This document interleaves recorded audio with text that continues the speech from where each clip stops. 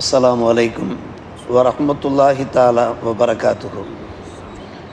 அஊது பில்லாஹி மினஷ் ஷைத்தானிர் ரஜீம். பிஸ்மில்லாஹிர் ரஹ்மானிர் ரஹீம்.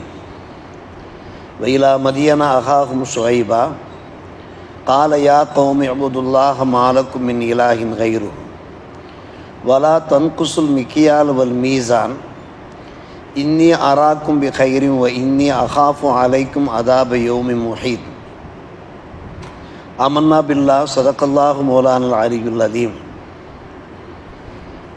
மதியன் வாசிகள் பக்கம் அவர்களுடைய சகோதரர் ஷுஐப் நபியை நாம் அனுப்பி வைத்தோம். ஷுஐப் நபி அலைஹிஸ்ஸலாம் தம்முடைய சமுதாயத்தை பார்த்து உரைத்தார்கள், என்னுடைய சமுதாயமே, அல்லாஹுவே நீங்கள் வணங்குங்கள், வணக்கத்திற்குரியவன் அல்லாஹுவை தவிர உங்களுக்கு எவரும் இல்லை. அளவிலே நிறுவையிலே நீங்கள் குறை வைக்காதீர்கள். உங்களை நான் ஒரு செழிப்பான முறையிலே காண்கிறேன். அதே சமயம் சூழ்ந்து கொள்கிற நாளினுடைய அதாபை நான் உங்கள் மீது பயப்படுகிறேன் என்று ஷுஐப் அலைஹிஸ்ஸலாம் அவர்கள் தங்களுடைய சமுதாயத்திற்கு உபதேசம் செய்தார்கள். வல்ல அல்லாஹ் ரப்புல் ஆலமீன் இந்த சூரத்துல் ஹூதில் வரிசையாக பல நபிமார்களை பற்றி எடுத்துரைக்கிறான். 6வது நபியாக நபி ஷுஐப் அலைஹிஸ்ஸலாமுடைய வாழ்க்கையினுடைய ஒரு பகுதியை எடுத்துரைக்கிறான். நேற்றைய தினம் லூத் அலைஹிஸ்ஸலாம் அவருடைய கௌம் அழிக்கப்பட்ட அந்த சம்பவத்தை பல வசனங்கள் வாயிலாக நாம் அறிந்தோம். அவர்கள் அழிக்கப்பட்ட அந்த நாடு இருக்கிறது, அந்த நகரங்கள் இருக்கிறதே, சாக்கடலுக்கு கீழே, டெட் சீக்கு கீழே இருப்பதை நேற்று நாம் நினைவு கூர்ந்தோம். டெட் சீ அது எங்கே இருக்கிறது? கிழக்கு ஜோர்டானுக்கும் பலஸ்தீனுக்கும் மத்தியில் அந்த டெட் சீ இருக்கிறது. கிட்டத்தட்ட 500 மைல் நீளமாக இருக்கிறது. அது 10 மைல் அகலமாக இருக்கிறது. அந்த சாக்கடைகளுக்கு அடியில் கடல் ஆய்வாளர்கள் ஆராய்ச்சி செய்த வகையில் நிறைய கட்டிடங்கள், நிறைய நகரங்கள் புதையுண்டிருப்பதாக நமக்கு தெரிவித்திருக்கிறார்கள். பல தப்சீர்களில் நாம் காண்கின்றோம். செழிப்பான வாழ்க்கை வாழ்ந்தவர்கள், ஆனால் இறை நிராகரிப்பாளர்களாக அவர்கள் இருந்தார்கள், சிலை தொழும்பர்களாக அவர்கள் இருந்தார்கள். அதில் லூத் அலைஹிஸ்ஸலாத்து வஸ்ஸலாமுடைய பிரச்சாரத்தை ஏற்காததின் காரணமாக, இறை நிராகரிப்பாளர்களாக இருந்த காரணமாக, மானக்கேடான செயல்களில் ஈடுபட்டவர்களாக இருந்த காரணமாக அவர்கள் அழித்தொழிக்கப்பட்டார்கள். பைபிள்லையும் கூட அந்த இடத்தை பற்றி சொல்லும்போது சதும் பள்ளத்தாக்கு என்று குறிப்பிடுகிறார்கள். அப்படியானால் அதெல்லாம் சில நினைவு சின்னங்களாக இருக்கின்றன. நினைவு சின்னங்கள் என்றால் என்ன அர்த்தம்? அந்த சாக்கடலை பார்க்கிற போது, அந்த பிரதேசத்தை நாம் பார்க்கிற போது நமக்கும் ஒரு அச்ச உணர்வு, எச்சரிக்கை ஏற்படுகிறது, நாம் தப்பான காரியங்களில் ஈடுபடக்கூடாது என்று. எல்லாவற்றுக்கும் மேலாக நம்முடைய இஸ்லாம் ஒரு உண்மை மார்க்கம், சத்திய மார்க்கம். அது சத்தியத்தை தான் சொல்லும், எந்த ஒரு ஆதாரங்கள் இல்லாமல் சொல்லாது என்பதற்கு ஒரு எடுத்துக்காட்டாக இன்றைக்கு அந்த சாக்கடல் திகழ்கிறது. அந்த சாக்கடலிலே உயிரினங்கள் எதுவுமே கிடையாது. ஜியாரா செல்கிறார்கள். ஜியாரா என்றால் அருமை சகோதரர்களே, பெரியோர்களே, புனித காபா, ரவுலா மட்டுமல்ல, பைத்துல் முகத்தஸையும் சேர்த்து செய்கிற அந்த தரிசனத்திற்கு தான் ஜியாரா என்பார்கள். சுமார் 25 நாட்கள் செல்வார்கள். கடைசியாக உம்ராவை நிறைவு செய்துவிட்டு திரும்புவார்கள்.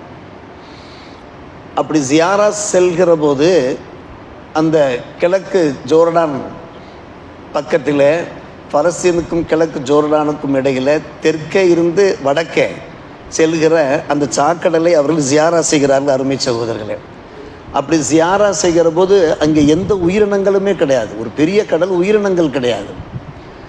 மட்டுமல்ல, அதற்கு மேலே பறவைகள் கூட பறப்பது கிடையாது. அதற்கு மேலே பறவைகள் பறந்து செல்வதில்லை. அல்லாஹ் ரப்புல் ஆலமீன் இன்றைக்கும் அங்கே நடைபெற்ற அந்த சோதனை நமக்கு நினைவுபடுத்தும் முகமாக அந்த சாக்கடலை ஒரு நினைவாக ஆக்கி தந்திருக்கிறான். அதனுடைய மேற்பரப்பிலே இன்றைக்கும் நுகர்கிறார்கள் அந்த கந்தக வாடை வீசுவதாக. கந்தகத்தினுடைய வாடை அதனுடைய மேற்பரப்பிலே. மற்ற கடல்கள் இருக்கக்கூடிய அடர்த்தியை விட அந்த கடலில் அடர்த்தி மிகவும் கடுமையாக இருப்பதாக சொல்கிறார்கள். இன்னும் சொல்லப்போனால் அந்த கடல் நீரை ஆராய்ச்சி செய்தவர்கள் அதில் ஜிப்சம், பொட்டாசியம், மக்னீசியம் நிறைய இருப்பதாக, கிட்டத்தட்ட 25 விழுக்காடுகள் இருப்பதாக ஆராய்ச்சி செய்திருக்கிறார். ஆனால் மற்ற கடல்களில் இந்த சக்தியில் இருக்கிற ஜிப்சம், பொட்டாசியம், மக்னீசியம் வெறும் 3 விழுக்காடுகள் தான், 3% தான் இருக்கிறது. அதிலே மட்டும் 25% இருப்பதாக ஆராய்ச்சியாளர்கள் நமக்கு எடுத்துரைக்கிறார்கள். அருமை சகோதரர்களே, அந்த நீரினுடைய அடர்த்தியை பார்த்தோம் என்றால் மற்ற கடல்களில் இருக்கக்கூடிய அடர்த்தியை விட 6 மடங்கு அதிகமாக இருப்பதாக. நாம் ஜியாரா சென்றோம் என்றால் அதையெல்லாம் பார்க்க முடியும். இந்த அளவுக்கு நாம் இந்த விஷயத்தை சொல்ல வேண்டிய தேவை எதற்காக ஏற்படுகிறது என்று கேட்டால், குர்ஆனிலே அந்த கடல் பற்றிய ஆராய்ச்சி இருக்கிறது. நம்முடைய மார்க்கம் உண்மை மார்க்கம், நாம் நம்பி இருக்கக்கூடிய, நாம் விசுவாசித்திருக்கக்கூடிய இந்த வேத புத்தகம் இருக்கிறது, இந்த இறை வேதம் இருக்கிறது, அது உண்மையான இறை வேதம் என்பதற்கு இதெல்லாம் எடுத்துக்காட்டுகளாக இருக்கின்றன என்பதை நமக்கு நாமே நம்முடைய ஈமானை பலப்படுத்த, நம்முடைய ஈமானை புதுப்பித்து கொள்வ, வலிமைப்படுத்துவதற்காக வேண்டி சொல்லப்படுகிற ஒரு விஷயம். இதை தொடர்ந்து தான் அருமை சகோதரர்களே, ஷுஐப் நபி அலைஹிஸ்ஸலாம் அவர்களை பற்றி அல்லாஹ் இந்த வசனத்தின் வாயிலாக நமக்கு எடுத்துரைக்கிறான். மதியன் என்கின்ற ஒரு மாநகரம், அந்த மாநகரத்திற்கு இறை தூதராக அனுப்பப்பட்டவர்கள் தான் ஷுஐப் அலைஹிஸ்ஸலாம் அவர்கள்.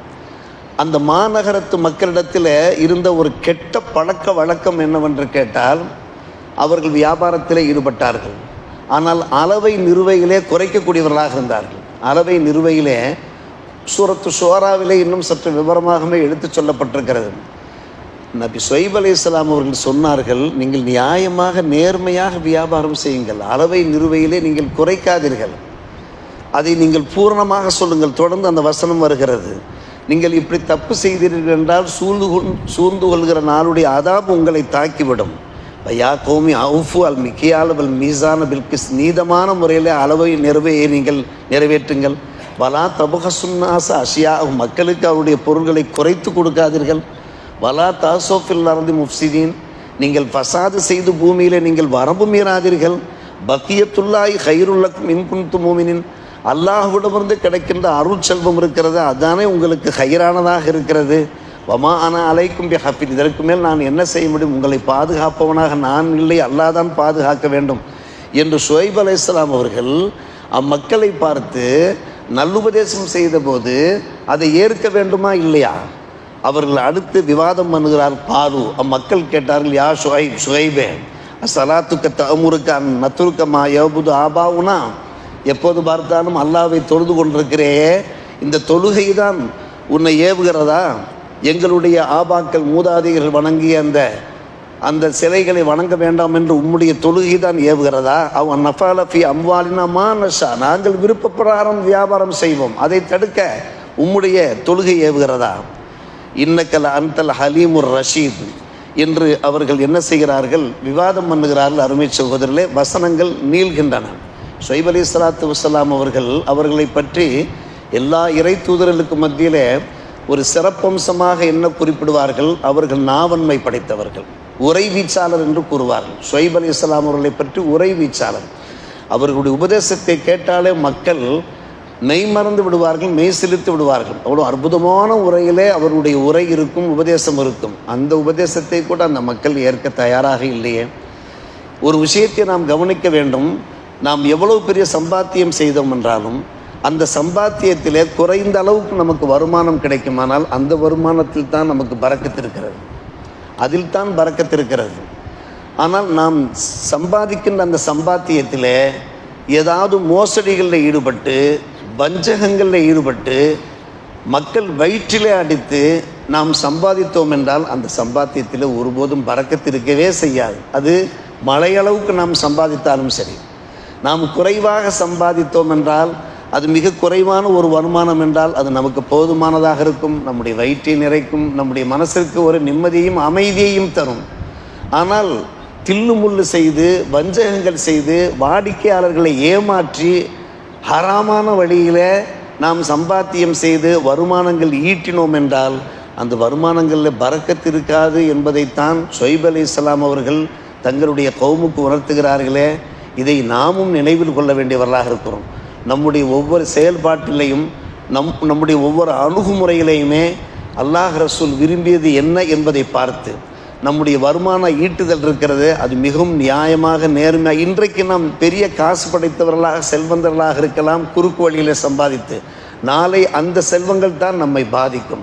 அந்த செல்வங்கள் செல்வோம் என்று நம்மை விட்டும் அது சென்றுவிடும். அருமை சகோதரர்களே, பெரியோர்களே, இது போன்ற அந்த நல்ல விஷயங்களைத்தான் ஷுஐப் அலைஹிஸ்ஸலாம் அவர்கள் தங்களுடைய சமுதாயத்திற்கு மட்டுமல்ல நமக்கும் உணர்த்துகிறார்கள். நாமும் படிப்பினை பெறுவோம், வல்ல ரஹ்மானுடைய திருப்தியை பெறுவோம். அல்லாஹ் ரப்புல் ஆலமீன் நல்லடியார்கள் கூட்டத்திலே, இறை தூதர்கள் வரிசையிலே நம் எல்லோரையும் சேர்த்துக்கொள்வானாக. வாஹிர் தாவானா அல்ஹம்துலில்லாஹி ரப்பில் ஆலமீன்.